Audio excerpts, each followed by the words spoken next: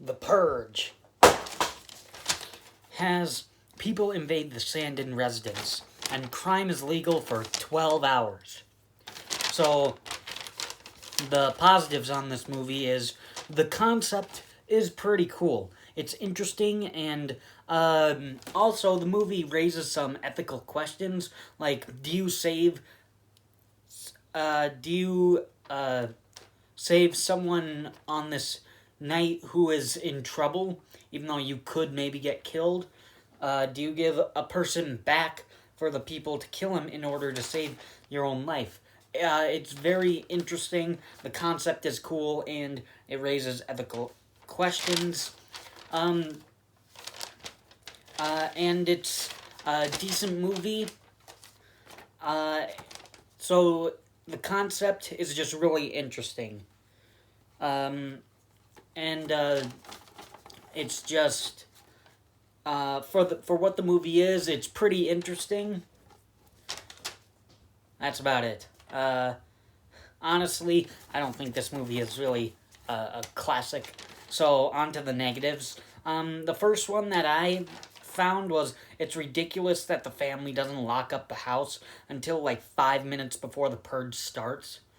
I would have locked down the entire house like an hour before the purge starts. So that makes no sense.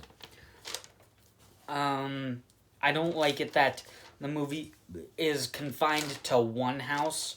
The concept of crime, stealing, rape, murder is legal for 12 hours. And we see one house and only and the violence is either at the end of the film or like on TVs when you see people shooting each other.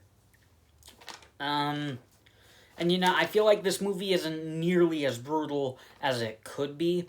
There should have been nasty, visceral, bloody fights, but they don't have that. It's kind of the same criticism I had with the Belko Experiment. Both these movies have a brutal and twisted concept, but the movie just doesn't go brutal. I actually can't believe that they kill the boyfriend of the girl like about 25 minutes into the movie. They just cut off the boyfriend plot when they could have done more with him. They could have had more of him in the movie. They could have him hide in the house. They could have had him and James team up against the Purgers, or have the boyfriend team up with the Purgers and hunt James, and then it would be like very interesting. I also can't believe that James says that he's gonna protect the stranger. Only for a few minutes later, we see that they left him tied up. Why? How? They must have had to have a talk really quickly and then ran and hide. The stranger should have said something like, "Hey, if you want to help me, untie me before you run off." So, like, that was stupid, because the way it was cut in the movie, it's like, we're gonna protect ourselves, we're actually gonna protect this man, James is saying, and then they run off, and then they're hiding, Purgers come in, and then it cuts to the guy still tied to the chair, trying to get out. And it's like, I completely forgot about that, but once you brought it back up, then it's like, okay, that's kind of stupid now. And the last negative is the ending is honestly kind of bad.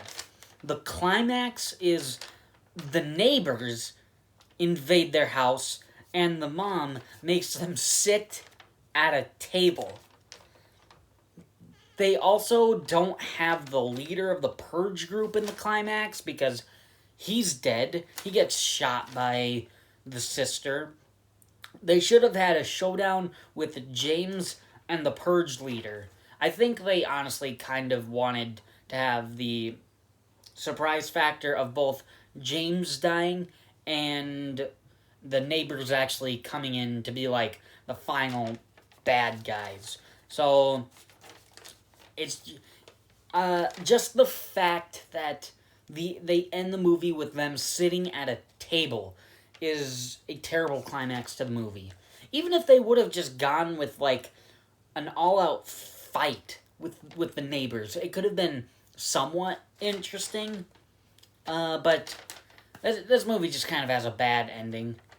So in the end, The Purge is a movie that I think is an okay movie as a movie, but as a Purge movie, it's not that good. It's not a good Purge movie. It's isolated to one house. It's a decent movie, but just a bad Purge movie. So, that's my review on The Purge. Thanks for watching.